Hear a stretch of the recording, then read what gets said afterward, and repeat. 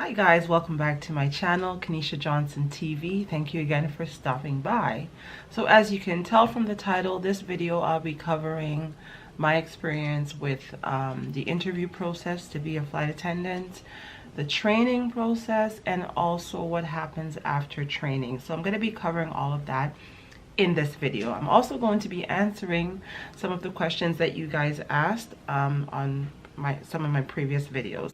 All right, let's get right into it. All right, guys, so if you see me looking down, looking away, I do have my notebook here with me, and I wrote down some information in here, and I don't want to miss what I've written down. So if you see me looking away, I'll try not to look so distracted, but that's basically what I'm doing. All right, just have to pour some coconut water.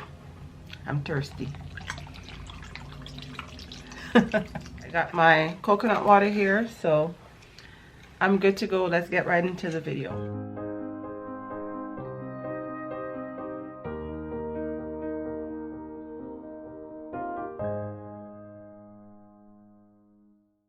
So I just also want to mention that I've worked under the same company, but like for their express side of the airline, and also for the Sun destination, also as a trainer and also as a check-in agent. So this is my experience that I'm sharing with you guys. Things may be a little bit different now because, you know, the pandemic, so the process may be different in terms of the interview, but I'm just going to speak on what I went through and what I experienced when I got into the industry. Okay, so this is basically a summary of all 4 or 5 times that I went through the interview process for different roles, but in the airline industry. I had to go back and do some research because I got into the industry in 2015. Okay, one thing I want to say is if you're thinking about getting into the airline industry and you know exactly what you want to do, for example, if you want to be a flight attendant, I encourage you to apply to more than one airline in your country that you live in. So I'm in Canada.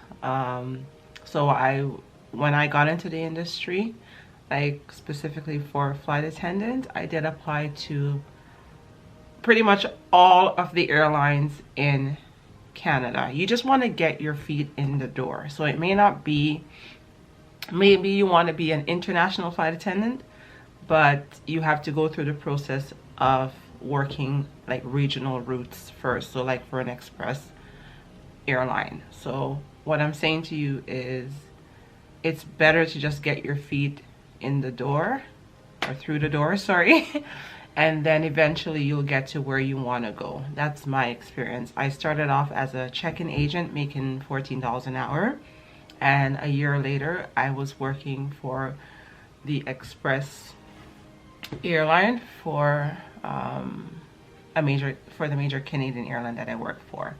So you have to be patient, you have to be open-minded, and just know that in the long run it will eventually work out. It's easier for you once you're in the door to get to where you want to get to. Okay, so the first thing I want to speak about is your resume. It's so important that you have the right information on your resume to get any job, you know. Specifically for the flight attendant job, you do need to have some sort of customer service experience. Now, it could be from retail, it could be from any job where you dealt with people, because the flight attendant job, you are dealing with people from different background, different ages, different race. So you have to be knowledgeable and comfortable with dealing with the public. Okay, you have to know how to what's the word, because you're gonna have certain challenges and, you know, certain situations that come up, and you have to know how to handle them and deal with them. So it's important that your resume does reflect that you have customer service experience. Now, the other thing that would be good for you to add to your resume, if you do speak a second language. In Canada, our official languages are English and French, but you don't necessarily have to speak French. It's just a benefit if you do speak a second language. They call it a root language, specifically because certain countries that we do go to, you do have to do your announcement in that language. For example, if you're going to New Delhi, it would benefit you if you spoke that language. Okay.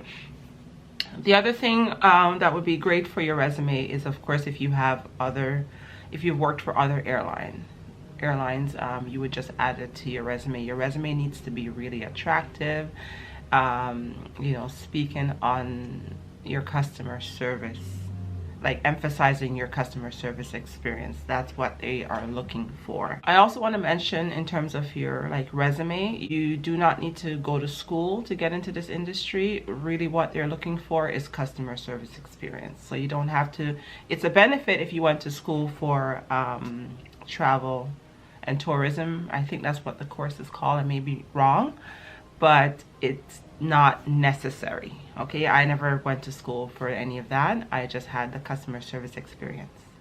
Okay, so once you submit your resume online, you will typically get an invitation to do a video interview. And in this video interview, you are basically answering situational questions. Now, like I said, things may have changed because this was like 2015, right? And we are in 2022, so 7 years ago.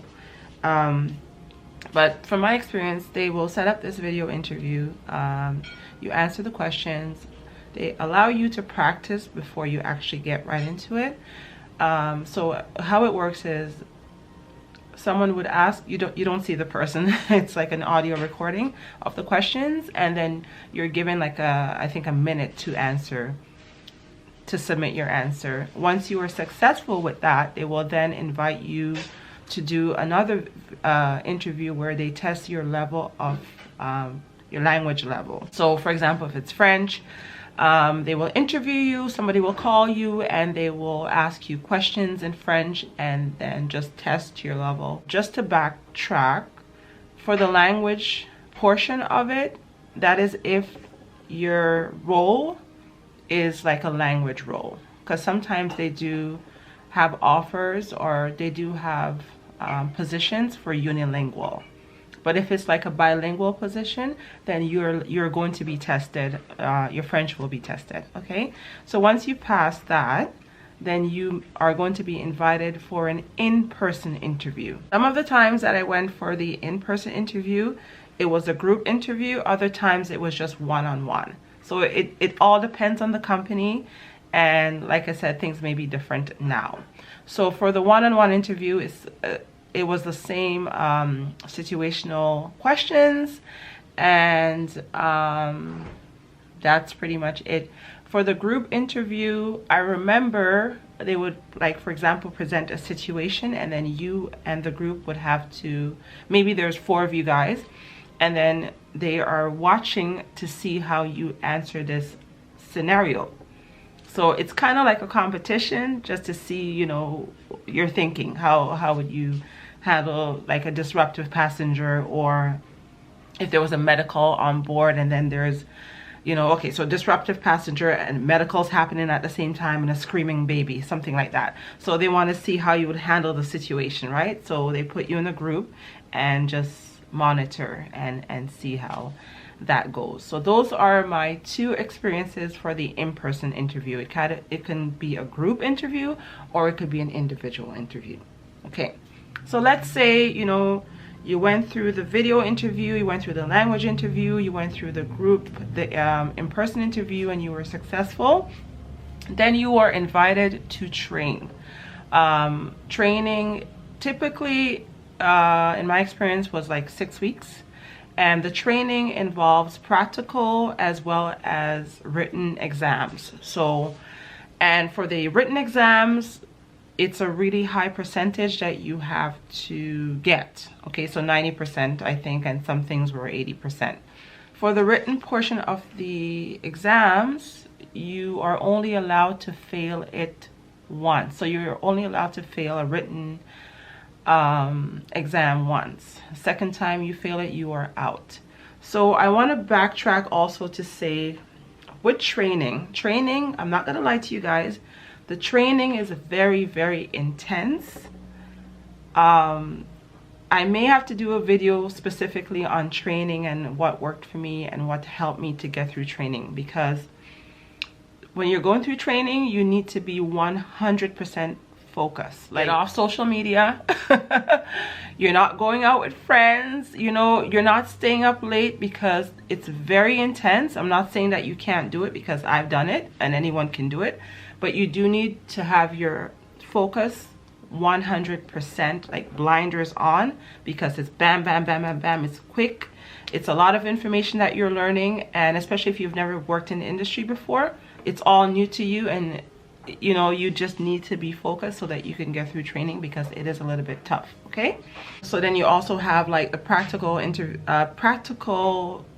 exams, which are like, you know, drills, and you know, you're fighting fires, you're doing all types of stuff. It's, most of it is like, I'm not gonna lie to you guys, some things are really hard, but I always show you before you have to do it. So it's not like if they say, okay, go and open the 767 door. No, there's a demonstration that happens, and so, and you also get to practice before you actually do your exam. Okay, so training, like I said, it's about 6 weeks long in Canada, and once you pass your training, you do have to go through probation. Typically it's for 6 months.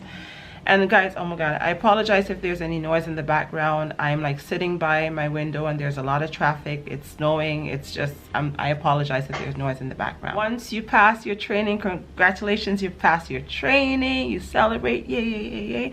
After that, you have to go through 6 months of probation. Once you pass your probation, you are good to go. Perfect. Now, during the first few months of you being hired as a flight attendant, typically you are on reserve, and I did explain what reserve was in a previous videos, so you can go and check those videos out. So yeah, you're gonna be on reserve, but like I said in those videos, it gets better. So you may be in reserve for maybe 3 months, and then after that you get a block, and a block is basically you know where you're flying, for how long, all of that good stuff. When you're on reserve, you don't know. You're basically on call. Okay, all right, so that's pretty much it from the process of, you know, applying, interview, training, and then being hired. Okay, that's basically the whole step to getting you to being a flight attendant. Now I'm going to be talking about pay, and I'm so sorry that this may not be in like a proper order, but I'm doing my best with this information. When it comes to pay, for training, you are paid for training. Okay, once you pass your training, then you are paid a flight attendant salary, which is per hour, but you're also paid per diems. Per diems are like allowances. So the allowances include breakfast, lunch, dinner, and snack, depending on when and where you are traveling. Okay, and where your layover is, or whichever route you fly to and back. It all depends. So per diems are extra money on top of what you're paid per hour. So you're paid your hourly rate of pay, and the per diems would be like your meal money. Okay, I explained that in another video as well. The airline I work for, typically in Canada, airlines are unionized. So, you know, you're protected, you have a lot of benefits and all of that good stuff. So it's definitely worth it to get into the industry. I love it. I've worked a lot of different jobs, and this is by far the most rewarding ones. I've said that to you guys more than once, so you know I love my job.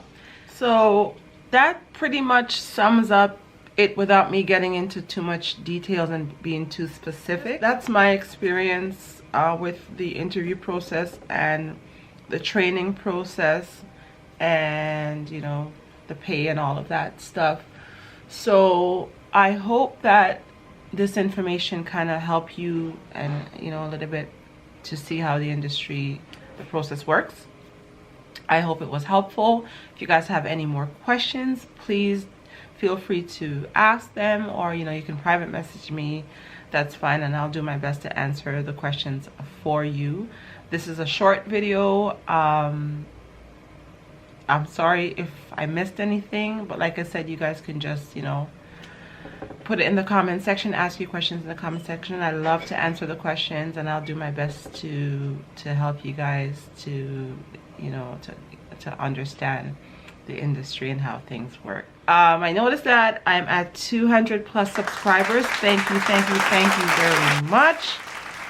The channel is growing slowly but surely, and I'm okay with that. Like I said, I want to hit 1,000 subscribers minimum for this year, so we still have some time. Let's get it done. Let's do it. But yeah, once again, thank you so much for stopping by my channel. I hope that you will like, subscribe, and I'm gonna see you guys on the next one. Bye for now.